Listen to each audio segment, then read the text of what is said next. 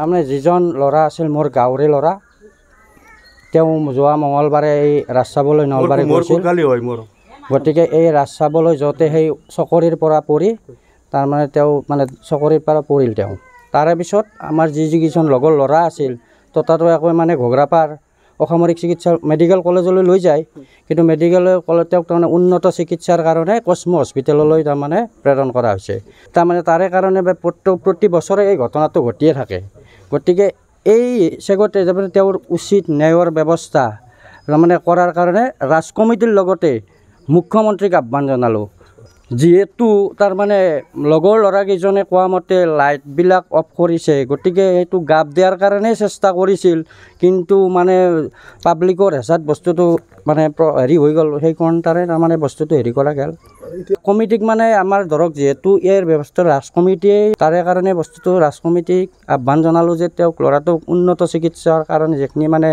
পাব লগা নেই সেইখিনি যাতে পায়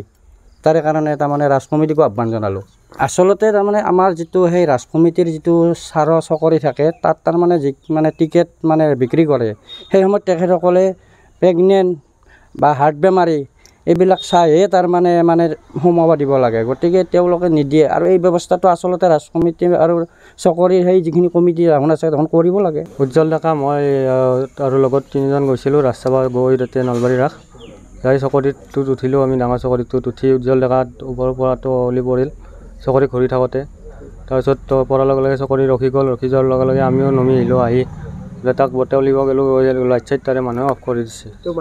তেওঁ মাটিত পৰিছে একদম মানে চেৰিত তাৰপিছত গেটখনো মাৰি থৈ দিছে তাহোন তাৰপিছত যেতিয়া কমিটিয়ে বা বেলেগ মানুহে খুলিলে লাইটটো তাৰে হেৰি মানুহে অফ কৰিছে চকৰিৰ মানুহে গেটখন ডাঙৰ মানুহে বন্ধ কৰিছিল চাগে আমি সেইটো মই ডাইৰেক্টলি গম নাপাওঁ মানে বোলে আমাৰ এই মানুহে খুলিছে পাব্লিক এজনী ডাঙৰ দাউৰি লাগিছে ততাতৈয়াকৈ ঘগ্ৰাপাৰ হস্পিটেললৈ গ'লোঁ আমি